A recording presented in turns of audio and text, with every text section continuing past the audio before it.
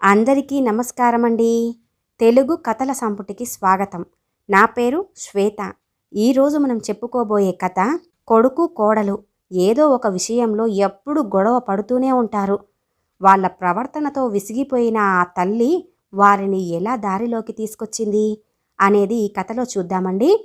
కథ పేరు భవబంధాలు. మరి రచించిన వారు డి కామేశ్వరి గారు. కథలోనికి వెళ్లే ముందు మన ఛానల్ని మొదటిసారిగా చూస్తున్న వారైతే సబ్స్క్రైబ్ చేసుకోవడం మర్చిపోకండి. కథను పూర్తిగా విన్న తర్వాత లైక్ చేయడం, షేర్ చేయడం అస్సలు మర్చిపోవద్దండి. ఇంకెందుకండి ఆలస్యం, కథలోనికి వెళ్ళిపోదాం.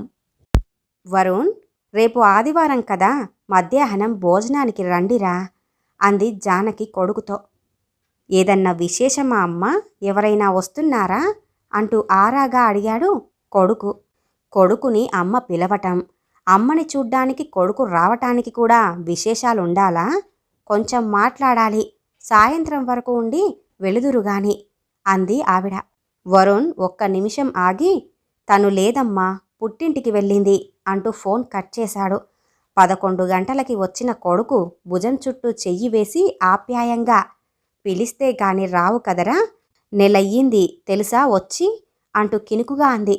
అవునమ్మా, ఆదివారం వచ్చేసరికి ఏమిటో మరి బద్ధకంగా ఉంటుంది అంటూ రిలాక్స్గా సోఫాలో వాలి, అయినా కిందటి వారం నువ్వు వచ్చావుగా, కలవటం ముఖ్యం, ఎవరింటికి ఎవరు వస్తే ఏంటట అంటూ నవ్వుతూ అన్నాడు కొడుకు. నవ్య ఉంటుందనుకున్నానురా, అందుకే ఇద్దరినీ రమ్మన్నాను అంటూ తను కూడా ఓ సోఫాలో కూర్చుంటూ అందావిడ. ఏమిటోనమ్మా, వారానికే గాలి పుట్టింటి వైపు తిరుగుతుంది ఆవిడ గారికి. నేను 7 గంటలకి ఇంటికి వచ్చేసరికే లేదు, ఫోనన్నా చేసి చెప్పలేదు అన్నాడు వరుణ్. అదేమిటి, మళ్ళీ ఏదైనా గొడవ పడ్డారా? చెప్పకుండా వెళ్ళిపోవడమేమిటి అందావిడ. అమ్మా, నాకేం తెలీదు, నన్నేం అడక్కు అంటూ విసుగ్గా అని, తన ఇష్టం వచ్చినప్పుడు వెళ్తుంది, తనిష్టం వచ్చినప్పుడు వస్తుంది, నేను అడగను అన్నాడు వరుణ్. అదేమిట్రా, ఎక్కడికి వెళ్తుంది భార్య చెప్పదు, ఎక్కడికి వెళ్ళావని భర్త అడగడు, ఇదేం సంసారం? మీ ఇద్దరి పద్ధతి ఏం బాగోలేదురా కన్నా అంటూ మందలింపుగా అందావిడ. అమ్మా, నేనందుకే రాను, వచ్చిన దగ్గర నుంచి నీతి బోధలు సాధింపులు, ఇంట్లో తన గోల, ఇక్కడేమో నీ గోల, నేనేం చెప్పినా నువ్వు నీ కోడలినే సపోర్టు చేస్తావు, మరలాంటప్పుడు ఎందుకు చెప్పడం? అన్నం పెట్టు, తినేసి వెళ్తాను అంటూ దురుసుగా అన్నాడు. ఏమిట్రా నాన్న, చిన్న పిల్లాడిలా ఆలకేంటి, 30 ఏళ్ళు వచ్చినా అంటూ కొడుకు చెయ్యి పట్టుకొని నిమురుతూ అంది జానకి. నీకంటే కోడలు నాకు ఎలా ఎక్కువ అవుతుంది? కానీ మనింటికి వచ్చిన పిల్ల మనింట్లో అడుగు పెట్టాక కూతురే అనుకోవాలి. ఒకవేళ ఆ అమ్మాయి మనసు నొచ్చుకొని తల్లి కొడుకు ఒక్కటే అని అనుకోకూడదని తన వైపు ఆలోచించి పెద్దదానిగా సర్ది చెబుతాను.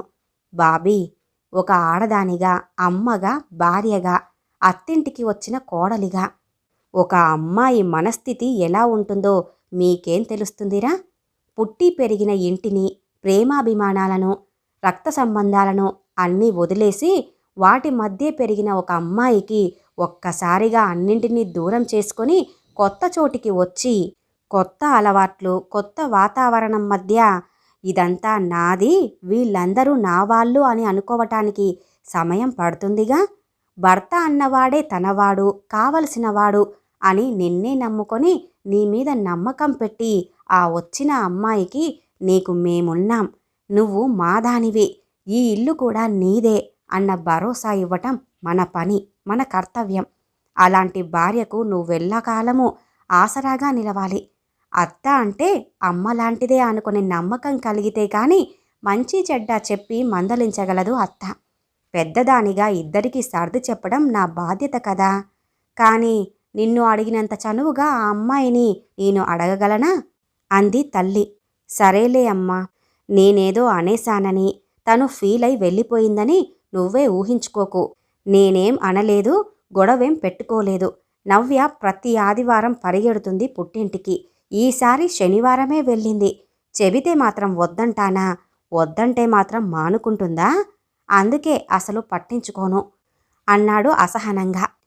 నిన్న నవ్య ఇక్కడికి వచ్చింది, చాలాసేపు మాట్లాడింది తెలుసా. నెమ్మదిగా అంది జానకి. తెల్లబోయాడు వరుణ్. క్షణంలో తేరుకొని, ఆహా, మరి నన్నెందుకు అడుగుతున్నావు?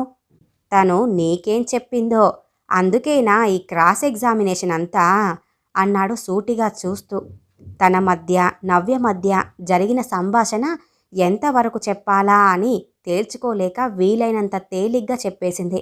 ఏముంది, ఎప్పుడూ నీకు తనకు ఉన్నదే కదా. నువ్వు ఎక్కడికి రావని, సరదాలు లేవని, ఎవరితోనూ కలవవని. మా ఫ్రెండ్స్ అందరూ చక్కగా పెళ్ళాల వెంట పార్టీలకి పిక్నిక్లకు వస్తారు. వరుణ్ రాకపోతే నాకెంత చిన్నతనం, నాకెంత అవమానం అంటూ చెప్పుకొచ్చింది. మరి తను అంతగా అడిగినప్పుడు వెళ్ళొచ్చు కదా అంటూ అడిగింది తల్లి. ఏమిటమ్మా, ఆవిడ ఫ్రెండ్సు ఆ పార్టీలు చూస్తేనే నాకు చికాకు. అంతా ఆర్టిఫిషియల్ మాటలు, ఆ నవ్వులు, మితిమీరిన షోకులు చీప్గా అనిపిస్తుంది. ఏమిటో ఆ మేకప్పులు, పలకరింతలు, ఆ సుతారంగా మాటలు, లేనిది తెచ్చిపెట్టుకునే నవ్వులు, ఎవరికి వారు పొగుడుకోవటాలు. వాళ్ళెవ్వరూ నాకు తెలియరు. అక్కడికి మొదట్లో తన కోసం ఎన్నోసార్లు వెళ్ళాను. సెలవొస్తే చాలు పార్టీలు, హోటళ్ళు అంటుంది. నాకేమో మంచి పుస్తకం చదువుకోవటం, ప్రశాంతంగా పాటలు వినటం, రిలాక్స్గా ఉండటం, ఇలాంటివి అలవాటు అంటూ విసుగ్గా అన్నాడతను. అవును, ఆ అమ్మాయి సరదాలు వేరు. మీరిక్కడ ఉన్నప్పుడు చూశానుగా. ఆ ఫోన్లు, ఆ స్నేహితులు మరీ ఎక్కువే అనుకో. కానీ ఏదో అప్పుడప్పుడైనా తన సంతోషం కోసం, మనకిష్టం లేకపోయినా కొన్ని పనులు ఇతరుల కోసం, అందులోనూ భార్య కోసం, తన సంతోషం కోసం కొన్ని కొన్ని చెయ్యాల్సి వస్తుందిరా. ఇంట్లో కొన్ని కొన్ని గొడవలు ఉండకూడదు అనంటే ఒకరి కోసం ఒకరు కొన్ని సర్దుబాట్లు తప్పవు అంటూ అనునయంగా అందావిడ. అమ్మా, నేను పెళ్ళిళ్ళకో శుభకార్యాలకో వెళ్తాను. కానీ నాకు ఈ క్లబ్బులు, హోటళ్ల పార్టీలు, ఆడా మగ తాగుడు ఏమిటో నాకెందుకో వెళ్ళాలనిపించదు. ఎప్పుడో ఏ 2-3 నెలలకో ఒకసారి ఏ న్యూ ఇయర్ సెలబ్రేషనో, స్పెషల్ అకేషన్స్కో, అవి ఆఫీస్ పార్టీలు తప్పవు. సెలవు వచ్చేసరికల్లా పద అంటే నాకు కుదరొద్దు. నేనేం తనని వద్దనలేదే.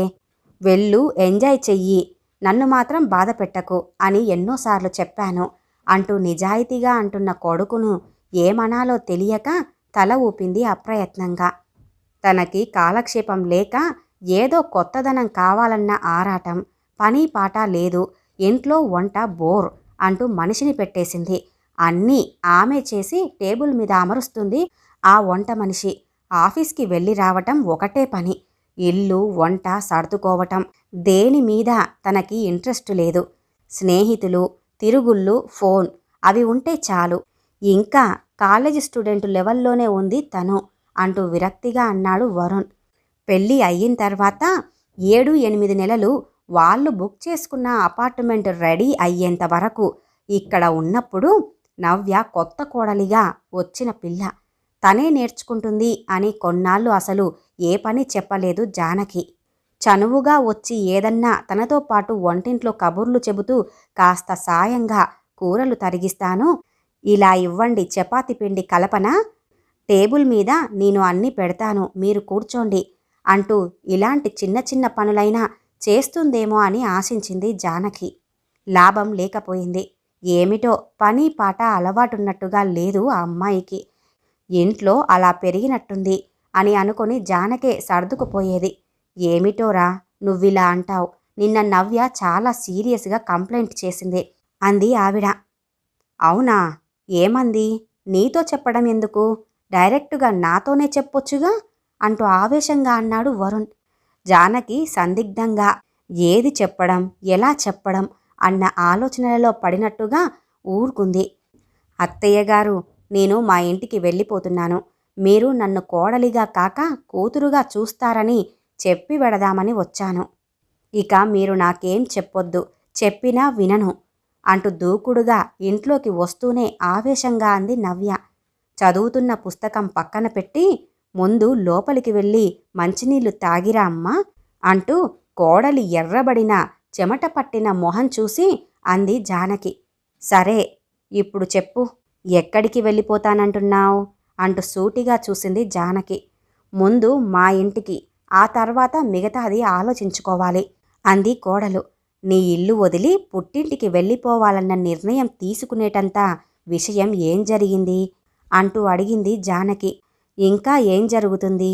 మీ అబ్బాయి ఇక మారడని నాకు అర్థమైపోయింది. అతనికి నాకు పడదు. నేనిక సర్దుకోను. ఓ సరదా లేదు, ఓ అచ్చటా లేదు, ఓ ముచ్చటా లేదు. మౌనంగా మొద్దులా కూర్చునే మొగుడిని నేను భరించలేను. నేను లైఫ్ ఎంజాయ్ చెయ్యాలి. మనుషులు కావాలి, సరదాలు కావాలి. షికార్లు, పార్టీలు, స్నేహితుల మధ్య జీవితం ఆటలా పాటలా సాగాలి అని నాకుంటుంది. మా స్వభావాలు కలవవు. ఇక మా ఇద్దరికీ కుదరదు అంటూ ఆవేశంగా అంది కోడలు. సరే, ఇప్పుడేం చేస్తావు? విడాకులు తీసుకుంటావా? విడిపోతావా? నిర్ణయం తీసేసుకున్నావా అంటూ కోడలిని చూస్తూ ప్రశాంతంగా అంది జానకి. అత్త మాటకి ఒక్క నిమిషం చకితురాలై తడబడుతూనే, ఏమో ఇంకా అదంతా ఆలోచించలేదు.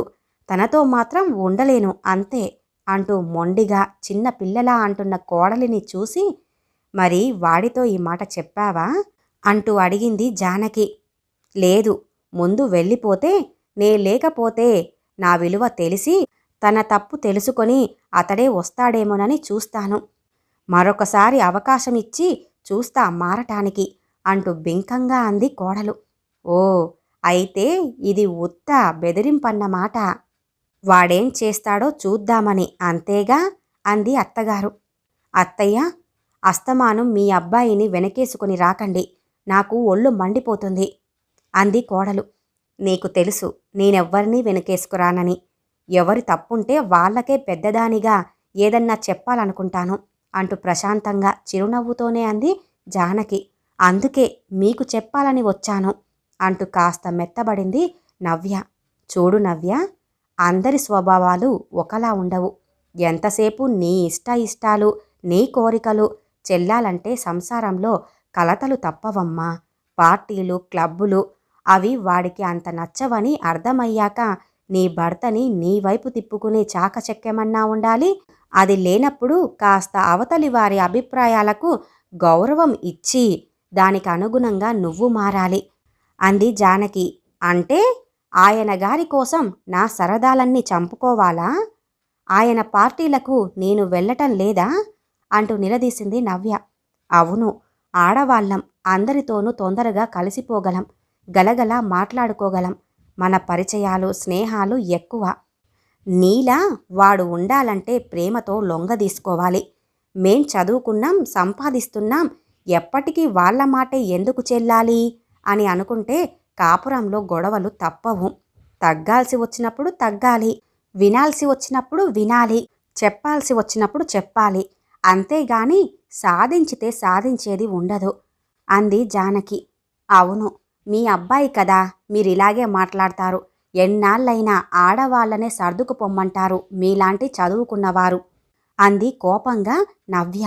ఏం మరి అబ్బాయిలు మాత్రం ఏమీ మారలేదంటావా? మా కాలంలో మొగుళ్ళలా ఉన్నారా మీ మొగుళ్ళు? వాళ్లలో మార్పు ఎంత వచ్చిందో మీకు తెలుసు. సూటిగా చూస్తూ కాస్త గట్టిగానే అడిగింది జానకి. ఇబ్బందిగా చూసి, అంటే మీ అబ్బాయిలో ఏ తప్పు లేదంటారు అంటూ అడిగింది నవ్య. ఉంటాయి, తప్పులు ఎందుకుండవు? అందరిలోనూ ఉంటాయి. పర్ఫెక్ట్ పర్సన్ ఎవ్వరూ ఉండరు. ఎటొచ్చి మనం చూసే ధోరణిని బట్టే ఉంటాయి.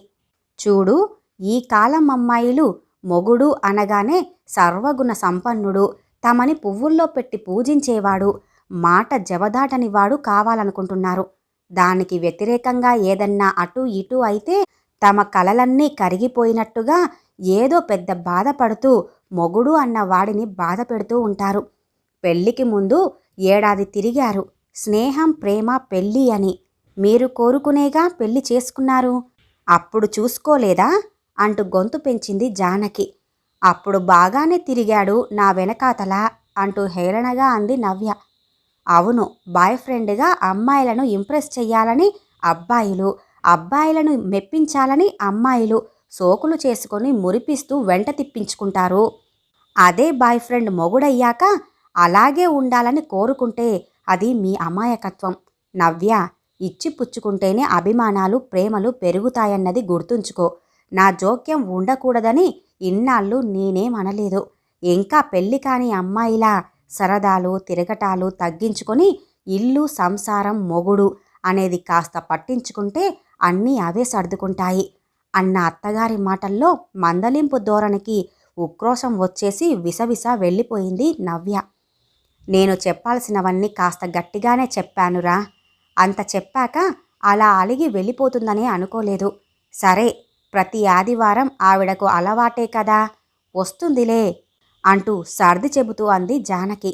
అమ్మా, ఇక నువ్వేం ఫోన్లు చెయ్యకు తనకి. ఎప్పుడు రావాలంటే అప్పుడు వస్తుంది, రాకపోయినా నేనేం అడగను అంటూ చిరాగ్గా అన్నాడు వరుణ్. కొడుకు కోపం అర్థమయ్యింది. వరుణ్, ఒక మాట చెప్పనా? మీ పెళ్ళై 2 ఏళ్ళు నిండిపోయాయి. జీవితంలో ప్రతి దశలో మార్పు ఉండాలి. పెళ్ళైన కొత్తలో కొత్త భార్య, ప్రేమ మోజు మోహం అనుబంధాలతో 1 ఏడాది తొందరగానే గడిచిపోతుంది.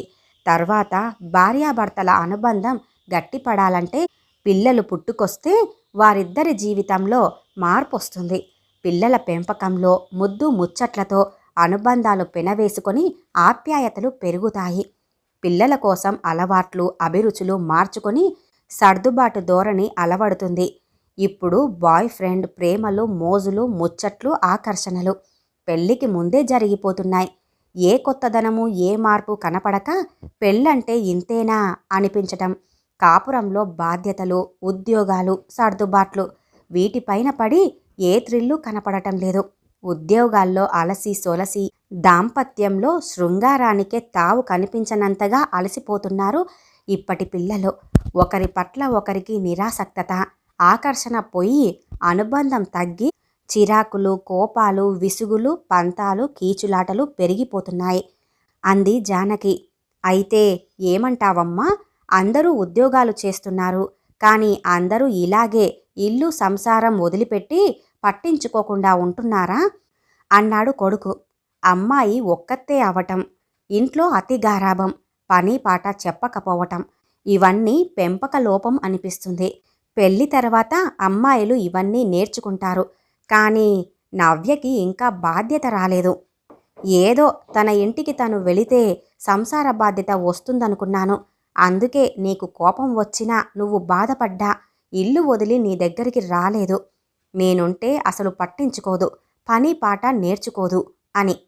అవునమ్మా, మొదట కోపం వచ్చినా నువ్వు ఎందుకు రానన్నావో, ఒక్కత్తివి ఎందుకు ఇక్కడ ఉంటున్నావో తర్వాత అర్థమైంది నాకు.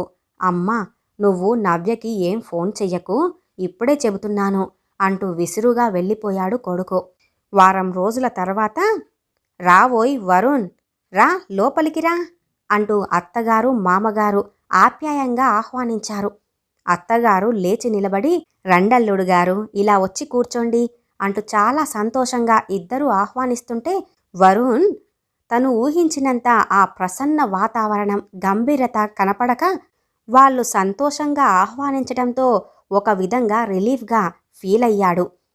వరుణ్, ఒకసారి నువ్వు అర్జెంటుగా ఇంటికి రావాలి అంటూ మామగారి నుంచి ఫోన్ రాగానే నవ్య తన గురించి ఏం చెప్పిందో, ఈయన పిలిచి నాకు ఏం నీతులు చెబుతాడో, ఏం క్రాస్ ఎగ్జామినేషన్ చేస్తాడో అంటూనే ఒకసారి వాళ్లతోనూ మాట్లాడి నవ్య గొడవ తేల్చుకుందాం అన్నట్టుగా వెళ్ళిన వరుణ్ అక్కడ ఎదురైన అభిమాన ఆహ్వానం ప్రసన్న వాతావరణాన్ని చూసి, ఏంటండి అర్జెంటుగా రమ్మన్నారు అంటూ అడిగాడు కూర్చోకుండానే. అర్జెంటుగా కాక మామూలుగా చెప్పే కబురా ఇది, మాకు మనవడు వస్తున్నాడోయ్. ఇదిగో చూడండి, ఇక మీరిద్దరూ చిన్నపిల్లల్లా తగువులు మానేసి డాడీ మమ్మీల రోల్కి ప్రిపేర్ అవ్వడం మొదలు పెట్టండి అంటూ సంబరంగా ఆనందంగా అన్నాడు నవ్య తండ్రి.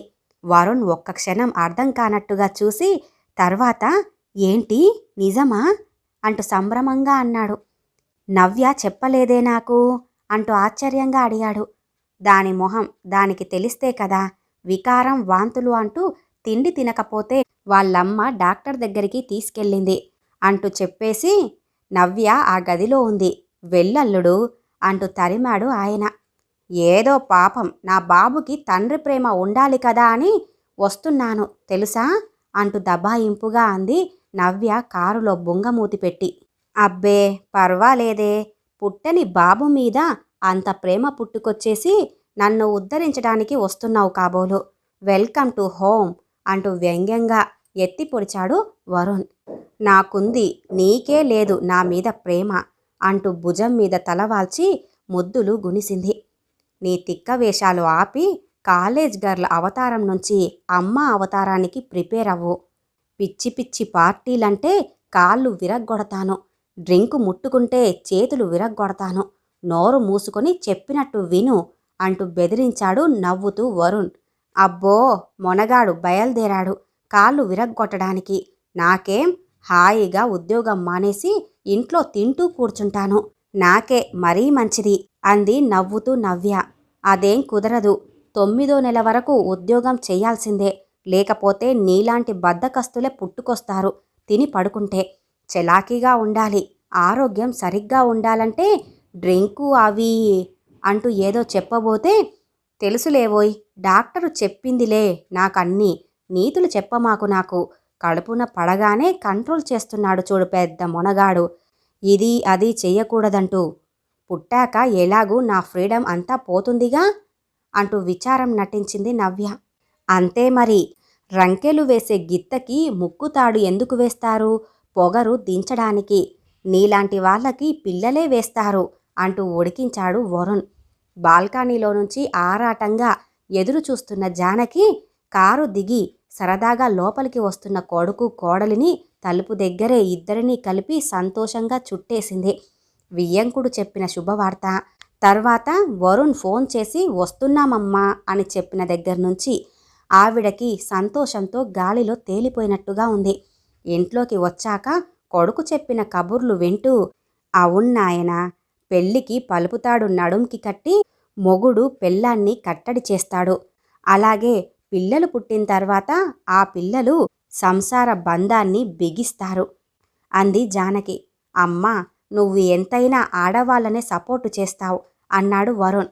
అదేం కాదు గాని నిజం చెప్పనా, మన దేశంలో సంసారాలు సగం పిల్లల వల్లే నిలుస్తాయి, పిల్లలే భార్యాభర్తలను బంధించే బంధాలు అంది జానకి ఇద్దరిని మురిపెంగా చూస్తూ. ఈ కథ ఇంతటితో సమాప్తమండి.